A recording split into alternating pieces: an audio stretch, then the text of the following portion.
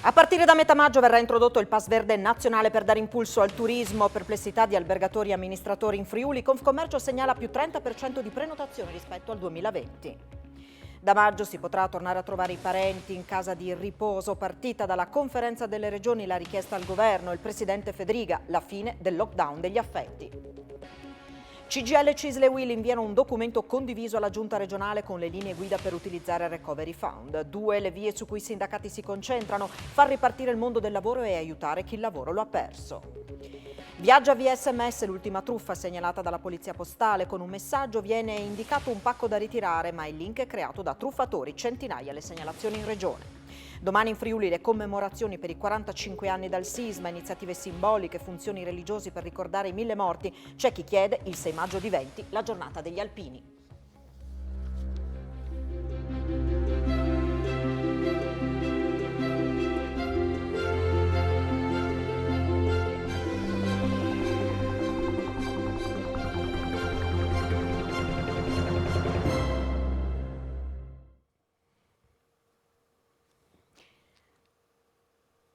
A tutti voi buona serata, bentrovati a questa edizione del telegiornale di Telefriuli. In apertura il turismo con le novità annunciate dal governo, dal premier Draghi e poi le reazioni nel territorio. Il governo ha introdotto a partire da metà maggio un Pass Verde nazionale che certifica un'idonea condizione sanitaria delle persone in possesso del documento, questo proprio per dare impulso al turismo. Confcommercio plaude all'iniziativa e segnala un più 30% di prenotazioni in Friuli rispetto ad un anno fa. Un pass verde nazionale per rimettere in circolo il turismo in Italia. La novità è stata annunciata dal premier Mario Draghi proprio per dare impulso a uno dei settori più importanti dell'economia nazionale. Grazie al pass, i turisti saranno in grado di spostarsi da un paese all'altro senza quarantena, a patto che possano dimostrare di essere guariti dal Covid, di essere vaccinati o di essere negativi ad un tampone. Queste sono le condizioni che normalmente si richiedono nel Green Pass. In attesa del certificato europeo, che ci auguriamo venga il più presto possibile, il governo italiano ha introdotto un pass verde nazionale che permetterà alle persone di muoversi liberamente tra regioni e che entrerà in vigore a partire dalla seconda metà di maggio. Un annuncio, quello del decadimento della quarantena obbligatoria per i turisti in arrivo nel nostro paese dall'Europa, accolto più che positivamente da Confcommercio, che segnala un più 30% di prenotazioni in Friuli, spinte anche dalla novità. I vertici udinesi dell'associazione, guidata da Giovanni Da Pozzo, che ritiene fondamentale ora la campagna vaccinale, oggi hanno incontrato l'assessore regionale al turismo Sergio Bini, esprimendo soddisfazione per la spinta impressa dal governo. Sul Pass Verde qualche dubbio viene espresso dal sindaco di Lignano, Luca Fanotto, per il quale questo potrebbe essere un ulteriore ostacolo. Intanto Terrazza Mare sarà riqualificata grazie alla Regione. Ma io non sono molto d'accordo perché lo vedo con un ulteriore limite e mi pongo tutta una serie di domande a partire da chi rilascerà veramente questo pass o qual è la tecnologia per ottenere questo pass, oltre al fatto che anche chi fa AstraZeneca, no, deve aspettare la seconda dose e a mio avviso invece il bagaglio culturale che ci siamo formati l'anno scorso rispetto alle misure igienico-sanitarie che molto velocemente hanno dovuto riadattare le aziende per poter aprire e allo stesso tempo anche la campagna vaccinale dovevano rappresentare due elementi di una maggior competitività della stagione 2021 rispetto a quella del 2020. Per quanto riguarda Terrazza Mare invece sono delle importanti novità perché oggi c'è stato l'incontro con l'assessore Bini. Sì, 8 milioni di euro che sono stati stanziati da parte della Regione per la riqualificazione della Terrazza Mare. Abbiamo fatto un cronoprogramma che prevede come entro il marzo 2021 possa essere redatto il progetto definitivo della riqualificazione di questo importante simbolo della nostra località e dell'intera regione e per il 2024 la realizzazione e il completamento dei lavori con la successiva riapertura. E Grado, dove le prenotazioni al momento per luglio e agosto sono su ottimi livelli, chiede alla politica più chiarezza e anche maggiore omogeneità con i paesi confinanti. L'opinione è che dovremmo eliminare un po' i colori, innanzitutto perché in Austria parlano di un pass giallo che già a metà dal 19 maggio dovrebbe autorizzare i vaccinati a essere liberi. Quindi il nostro problema è il pass, il controllo, poi chi farà il controllo di questi pass? Invece dovremmo stare molto attenti ai vaccini, eliminare ove la curva andasse a scendere, eliminare il coprifuoco, che per il turismo è uno degli elementi, diciamo, che congela un po' tutto. Oggi la decisione di quelli che stanno tentennando ma vorrebbero andare in vacanza, anzi hanno grande intenzione di andare in vacanza, è proprio capire il coprifuoco, capire le limitazioni, poche regole chiare e soprattutto anche sapere chi le controlla, quindi avere un riferimento su chi va a controllare queste cose. I dati sulla stagione al momento cosa ci dicono? Facendo gli scongiuri su luglio e agosto sono positivi per quanto riguardano le prenotazioni della spiaggia. È chiaro che la stagionalità sono 122 giorni, noi vorremmo non avere stagionalità, lavorare tutto l'anno.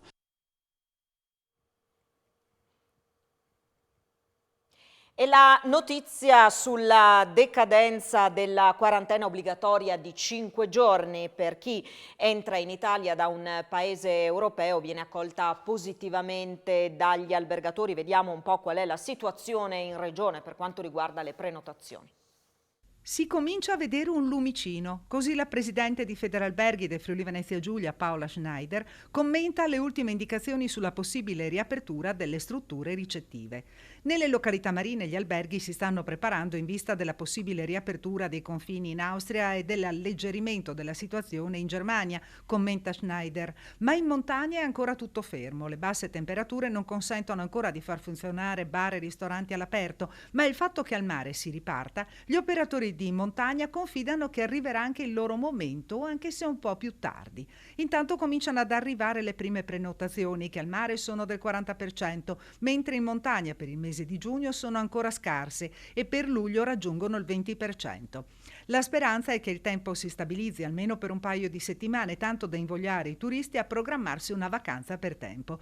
Già prima della pandemia, continua Schneider, la prenotazione dell'ultima ora era diventata un'abitudine. Lo scorso anno, con il Covid, la situazione era ulteriormente peggiorata. Tra l'altro, anche per tutto il 2021 sono validi i bonus vacanza che, conclude la presidente di Federalberghi, ci saranno d'aiuto per mantenere in funzione le strutture che con la pandemia sono rimaste chiuse almeno 6 mesi. Il cronoprogramma delle riaperture è partito di fatto da fine aprile, ci sono attività che ancora aspettano di riaprire e poi c'è un altro lockdown che sta per finire, il lockdown degli affetti, come lo ha definito oggi il presidente del Friuli Venezia Giulia e della conferenza delle regioni Fedriga. La conferenza oggi ha inviato al governo un documento con alcune proposte per consentire ai parenti degli ospiti delle case di riposo di tornare finalmente a far visita ai propri cari in sicurezza, e anche qui la situazione dovrebbe sbloccarsi entro il mese di maggio. È arrivato il momento di permettere alle famiglie, in condizioni di massima sicurezza, di tornare a rivedere con la frequenza necessaria i propri cari, di aprire uno spiraglio nel lockdown degli affetti. Con queste parole il presidente del Friuli Venezia Giulia e della conferenza delle regioni Massimiliano Fedriga ha commentato l'approvazione del documento di proposte sulle modalità di accesso e di uscita di ospiti e visitatori nelle strutture residenziali per anziani, che è stato inviato dalla conferenza stessa al governo. L'obiettivo delle regioni è quello di definire linee guida nazionali valide in tutta Italia. Il punto di partenza deve necessariamente essere il cambio della normativa. Il DPCM di marzo, ancora in vigore, non consente l'accesso, sia pure in condizioni di sicurezza, ai visitatori nelle case di riposo.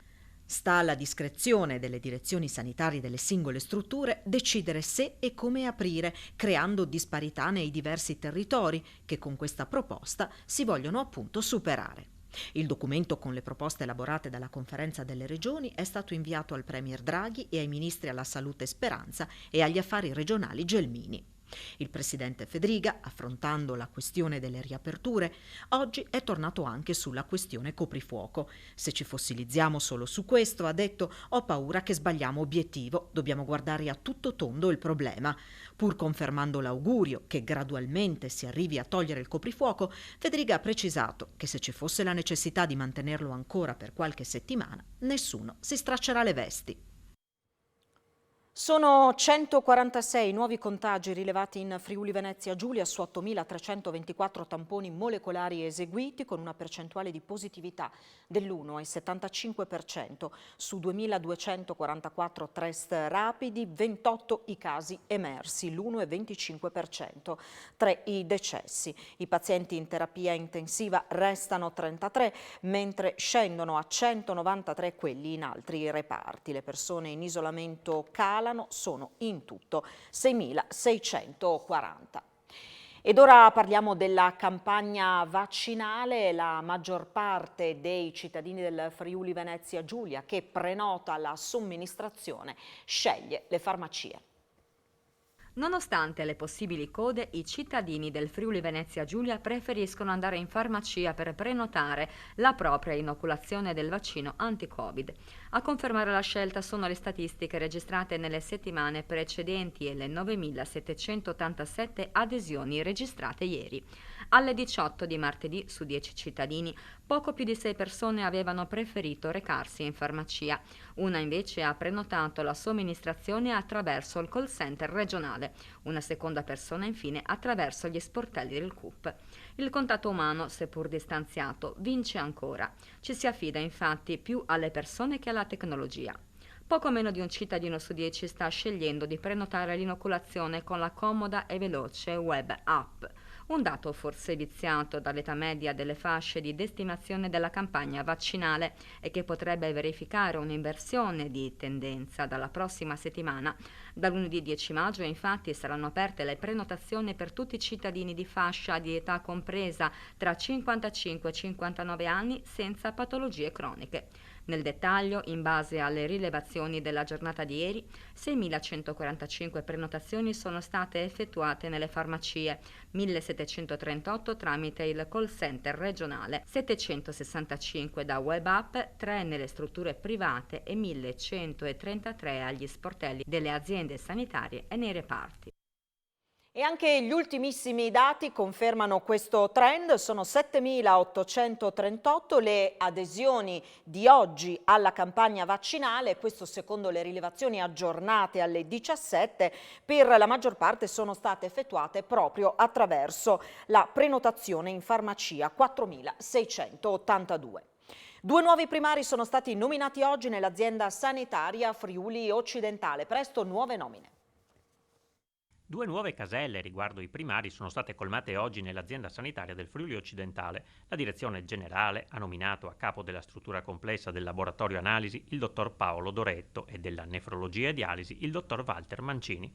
Sono molto contento e soddisfatto per poter continuare il lavoro che era stato intrapreso già molti anni fa e che ha fatto del laboratorio analisi dell'ospedale di Pordenone una struttura che ha una valenza a livello nazionale. Sono molto felice di questo incarico che permette di continuare l'attività svolta, che ha portato a dei risultati importanti, soprattutto nell'ambito della domiciliazione del trattamento dialitico. Ora ASFO, che nel recente passato ha nominato altri 4 primari, punta a completare ulteriormente il quadro. Cominciano ad essere già un numero importante di primari, sono in corso moltissime altre procedure, quelle prossime saranno quella della pneumologia, quella della farmacia importante ospedaliera e territoriale, quella delle cure intermedie.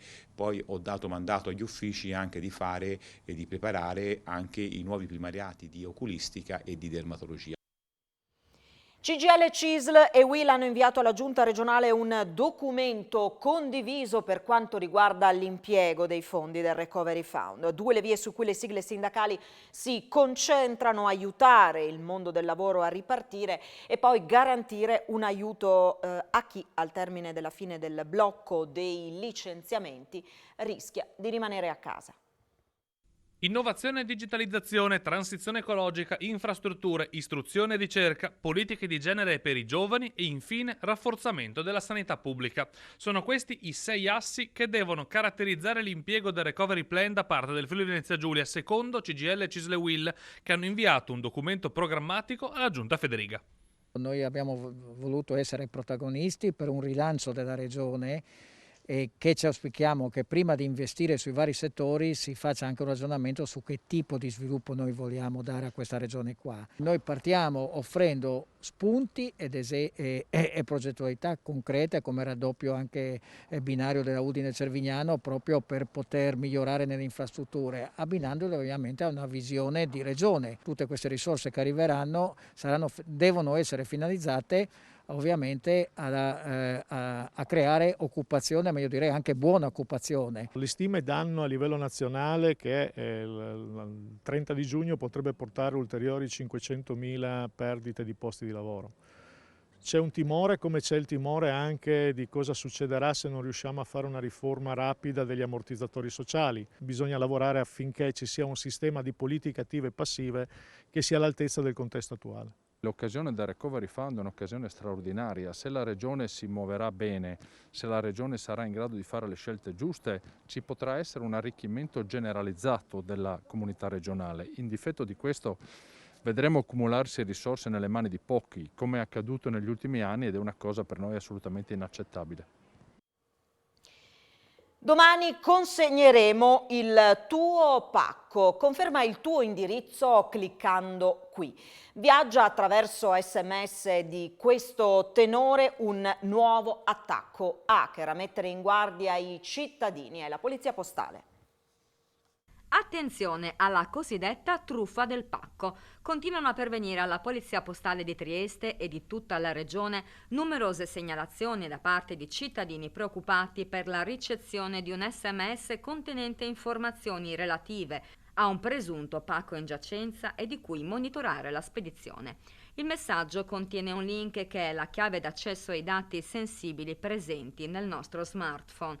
Il testo è più o meno sempre lo stesso e si riferisce a un pacco in arrivo o in giacenza. Può capitare che il testo inviti l'utente a tracciarne la spedizione. A volte il testo invita ad agire entro 48 ore, altrimenti il pacco in questione verrà restituito al mittente. Cosa fare? L'unico modo per proteggersi è quello di non cliccare assolutamente sul collegamento ipertestuale contenuto nell'SMS. Il tuo pacco sta arrivando. Il link infatti riporta a una pagina che invita a effettuare un pagamento per sbloccare il pacco in arrivo. È così che poi gli hacker accedono alle informazioni personali degli utenti. Per qualsiasi necessità o dubbio è possibile consultare il portale della Polizia Postale e delle Telecomunicazioni, raggiungibile al sito commissariatodps.it. Una misteriosa pistola pronta all'uso è stata rinvenuta nella notte in un posteggio del Santa Maria della Misericordia di Udine da un operatore impegnato in alcuni lavori di pubblica utilità. L'arma, munita di proiettili avvolta da alcuni strati di celofane e carta, è spuntata da un cestino posizionato all'interno del Park 3 dell'ospedale friulano durante lo svuotamento dei rifiuti. Allarmato dalla scoperta, l'addetto ha immediatamente chiamato il NUE 112 e consegnato l'arma agli agenti della Polizia di Stato, che hanno quindi provveduto al sequestro e ora indagano per risalire al proprietario dell'oggetto. Soddisfatto dell'operato dell'addetto, il presidente dell'Associazione di Giustizia Riparativa I Nostri Diritti di Udine e di Sanson, che chiede che l'uomo sia premiato dall'autorità per la dimostrazione di assoluta riconversione. Una famiglia di Forni di Sotto è stata evacuata precauzionalmente dalla propria abitazione a causa del distacco di rocce dal versante retrostante l'abitazione. E allarme a Forni di Sotto, in località Auza, dove ieri si è sganciato un masso da un gruppo di rocce dietro un'abitazione dove vive una famiglia. Pareva fossero rocce compatte, dice il sindaco Claudio Coradazzi, perché da decenni che queste pietre insistono sul terreno senza creare problemi. Quella che si è staccata è del peso di circa 10 quintali ed è finita contro la casa. Il problema, continua il primo cittadino, è che se dovesse sganciarsi anche tutto il resto del conglomerato, il distacco metterebbe in serio pericolo il fabbricato residenziale. Così il sindaco ha immediatamente inviato una comunicazione alla Protezione Civile del Friuli Venezia Giulia, che oggi eseguirà un sopralluogo per capire il da farsi e per capire se ci sia o meno pericolosità di sgancio di altri massi. Abbiamo preventivamente chiesto ai proprietari di uscire da casa la notte grazie alla disponibilità dell'albergo diffuso Dolomiti, che ha consentito a ospitare la famiglia sfollata. Nei prossimi giorni vedremo il da farsi e cercheremo di capire come intervenire per mettere subito in sicurezza l'abitazione. Il tessuto sociale delle famiglie friulane più a rischio è stato intaccato dalla crisi innescata dalla pandemia. Assicop Friuli Venezia Giulia è scesa in campo annunciando aiuti economici sotto forma di buoni acquisto. Partner dell'iniziativa le Caritas diocesane. Assicop Friuli Venezia Giulia ha deciso di aiutare le famiglie più in difficoltà per la crisi pandemica, devolvendo 17.600 euro, suddivisi in 704 buoni alimentari da 25 euro. Bisogna avere l'attenzione verso chi purtroppo ha subito conseguenze, ha subito perdite di lavoro, ha subito contrazioni dei propri fatturati e del proprio tenore di vita. Un progetto importante costruito con Lega Coop, le sue associate e le agenzie Unipol, sostanzialmente dare dei buoni alimentari di prima necessità in questo particolare momento di pandemia che ha toccato anche i temi sociali ed economici delle famiglie. Saranno 4 le Caritas regionali a individuare le famiglie che necessitano maggiormente di un aiuto. La distribuzione e la conoscenza delle persone e delle famiglie non può essere lasciata così al caso, no? Ma dentro una organizzazione efficace. Le famiglie che entrano in povertà sono in crescendo. Un mondo che cade e che in qualche modo cerchiamo di sostenere attraverso non solo la distribuzione, ma attraverso le relazioni e l'ascolto, per esempio, la visita alle famiglie dove è possibile. Ha chiuso in crescita, nonostante la situazione pandemica, il bilancio 2020 di Aspiag Service, concessionaria del marchio Despar in Triveneto ed Emilia Romagna. Un utile netto di 38 milioni, un fatturato di oltre 2 miliardi e poi numeri importanti anche per quanto riguarda il Friuli Venezia Giulia, dove Despar è presente con 150 punti vendita. L'azienda si mette a disposizione della Regione anche per quanto riguarda la campagna vaccinale. 623 milioni di euro di fatturato per 150 punti vendita, anch'essi aumentati rispetto all'anno precedente. Crescono nonostante la pandemia i numeri di Aspiag Service, concessionaria del marchio Despar in Friuli Venezia Giulia, che tra Triveneto e Emilia Romagna ha superato i 2 miliardi di fatturato. Un fatturato che però da Despar viene reinvestito sul territorio. Friuli Venezia Giulia si è distinto come sempre. Quest'anno, il 2020, è stato un anno importante con una buona crescita. Considerate che noi in regione abbiamo 150 punti vendita. Abbiamo aperto nel 2020 3 nuovi punti vendita. Abbiamo investito oltre 11 milioni di euro per queste aperture, ma anche per ristrutturare altri punti vendita. Abbiamo fatto 2 raccolte fondi importanti, quella classica dell'8 di marzo in supporto a attività che vanno a tutela delle donne, e quella altrettanto classica di Natale che è stata a supporto dell'ospedale di Udine per l'acquisto di attrezzature particolari. Questi sono esempi che ci hanno permesso di raccogliere quasi 300.000 euro e di donare quasi 300.000 euro. Il tema della vaccinazione, Aspiag Service si è messa a disposizione, pronta a dare il proprio contributo per la campagna vaccinale. Sì, abbiamo chiesto alla Regione, abbiamo informato la Regione della nostra disponibilità ad essere parte attiva nella vaccinazione dei nostri colleghi che volessero farlo, anche utilizzando degli hub, utilizzando delle strutture nostre, ma questo per poter vaccinare chi è in prima linea. Riteniamo che chi lavora nei punti vendita sia esposto e debba essere tutelato più velocemente possibile. Siamo in attesa di una risposta. Appena la Regione ci dà questa grande opportunità, noi ci siamo. Domani saranno 45 anni dal sisma del 76, i comuni più colpiti dal terremoto hanno organizzato iniziative, la maggior parte delle quali sarà in forma riservata, e c'è anche chi chiede che la giornata del 6 maggio sia dedicata agli alpini.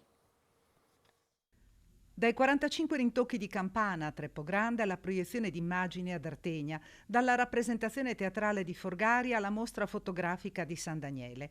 Tutte le comunità friulane più colpite dal terremoto intendono ricordare il 6 maggio del 76, con varie iniziative che si affiancano alle cerimonie religiose e alle deposizioni di fiori in luoghi simbolici. Tutte sono unite dalla volontà di rendere omaggio ai caduti e a quanti si sono prodigati nel portare aiuto a una popolazione messa in ginocchio dall'Orcolat, ma soprattutto intendono ricordare quanto sia necessaria la solidarietà.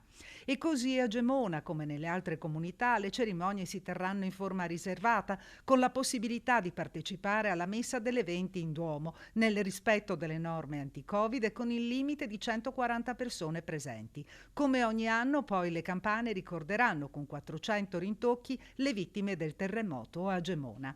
A Venzone saranno deposti fiori nei cimiteri delle frazioni di Carnia e Pioverno e Avenzone e davanti a una lapide posta a Portisvecchio, il paese destinato a diventare il centro di riferimento nazionale per imparare a gestire i momenti di crisi causati dalle calamità naturali.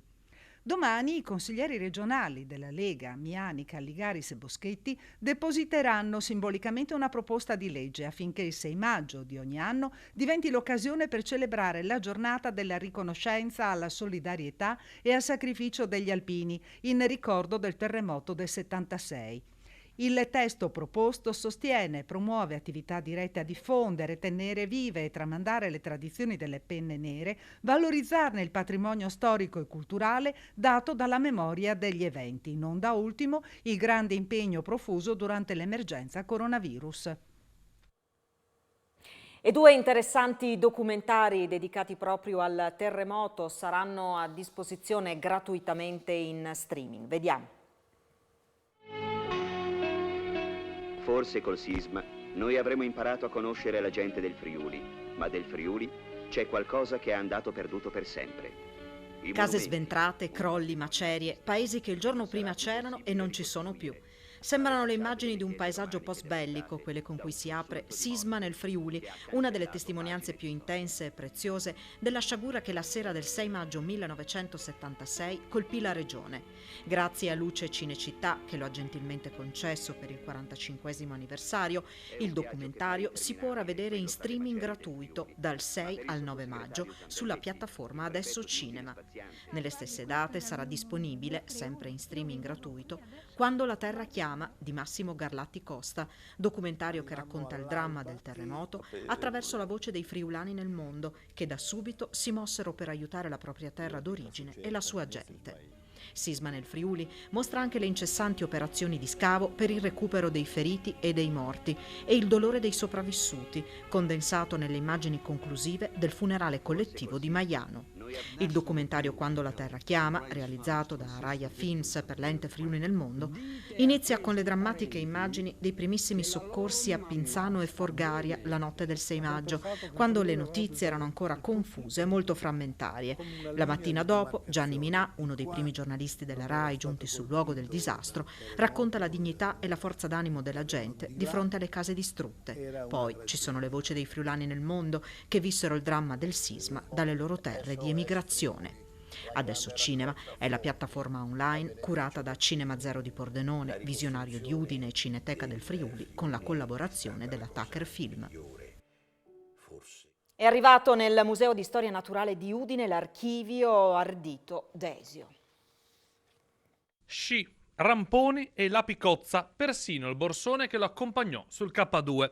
L'archivio storico di Ardito Desio, oltre che di migliaia di documenti, riconsegna dalla polvere della storia anche questi mitici oggetti che hanno fatto la storia delle esplorazioni del Novecento e che ora riposano nei meandri del Museo di Storia Naturale di Udine per concessione della famiglia del geologo che per primo portò l'uomo sulla vetta della seconda montagna più alta della Terra, il K2. È arrivata da poco a Udine, grazie alla generosità della famiglia, della figlia. Questo patrimonio viene qui depositato, ma il nostro interesse è di aprire le porte alle scuole, all'università, ai ricercatori, agli appassionati, ai cittadini, perché veramente si può percorrere la storia delle grandi esplorazioni del Novecento grazie a questa figura incredibile che appunto fu il nostro conterraneo ardito. Pensiamo di avere un patrimonio di reperti importantissimo che potrebbe essere utilizzato